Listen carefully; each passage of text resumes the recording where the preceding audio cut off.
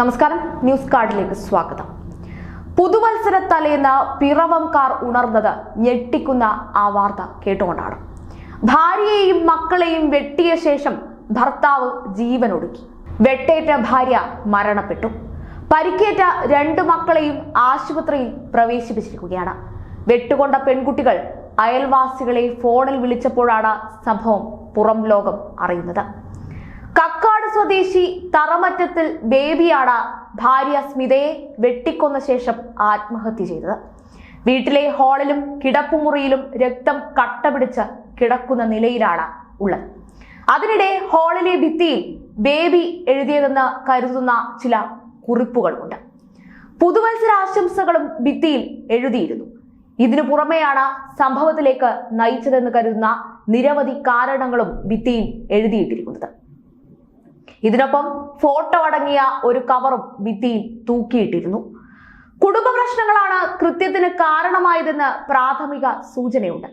സംഭവത്തിൽ Piravom inspector DS ഇന്ദ്രരാജിന്റെ നേതൃത്വത്തിൽ police സ്ഥലത്തെത്തി മേൽ നടപടികൾ സ്വീകരിച്ചു. ഞായറാഴ്ച പുലർച്ചെ 5 മണിയോടെയാണ് ആക്രമണം നടന്നതെന്നാണ് പ്രാഥമിക വിവരം. ഭാര്യയെയും 2 പെൺമക്കളെയും വെട്ടി പരിക്കേൽപ്പിച്ച ശേഷം ബേബി മറ്റൊരു മുറിയിൽ കയറി ജീവൻ ഒടുക്കുകയായിരുന്നു. വെട്ടേറ്റ പെൺകുട്ടികൾ മുകളിലത്തെ നിലയിലെ മുറിയിൽ ഓടിക്കയറി വാതിലടച്ചതാണ് രക്ഷയായത്. വെട്ടേറ്റ കുട്ടികളെ ആദ്യം പിറവത്തെ സ്വകാര്യ ആശുപത്രിയിലും പിന്നീട് എറണാകുളത്തെ സ്വകാര്യ ആശുപത്രിയിലും പ്രവേശിപ്പിച്ചു. കിടപ്പുമുറിയിൽ നിലത്തുകിടക്കുന്ന നിലയിലാണ് സ്മിതയുടെ മൃതദേഹം കണ്ടെത്തിയത്.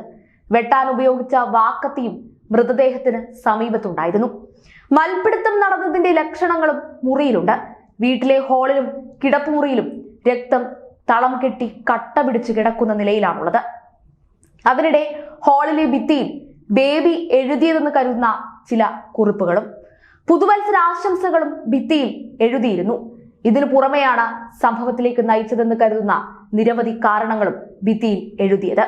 കുടുംബ പ്രശ്നങ്ങളാണ് കൃത്യത്തിന് കാരണമായതെന്നാണ് പ്രാഥമിക സൂചന. സംഭവത്തിൽ പിറവം ഇൻസ്പെക്ടർ DS ഇന്ദ്രരാജിന്റെ നേതൃത്വത്തിൽ പോലീസ് സ്ഥലത്തെത്തി മേൽ നടപടികൾ സ്വീകരിച്ചു. വെട്ടേറ്റ നിലയിൽ കണ്ടെത്തിയ 2 മക്കളും ഇപ്പോൾ ചികിത്സയിലാണ്. ഇവരുടെ പരിക്ക് ഗുരുതരവുമാണ്.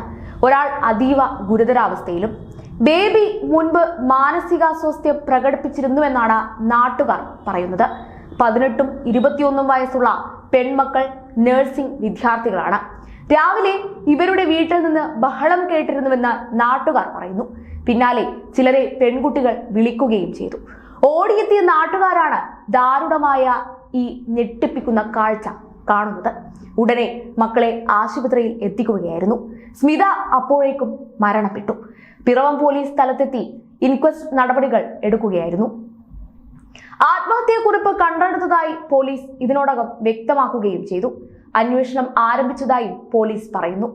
ചികിത്സയിലുള്ള പെൺകുട്ടികളുടെ മൊഴി നിർണായകമാകും. സംശയരോഗമടക്കം ബേബിക്കുണ്ടായിരുന്നുവെന്ന സൂചനകളും നിലവിൽ ഉണ്ട്.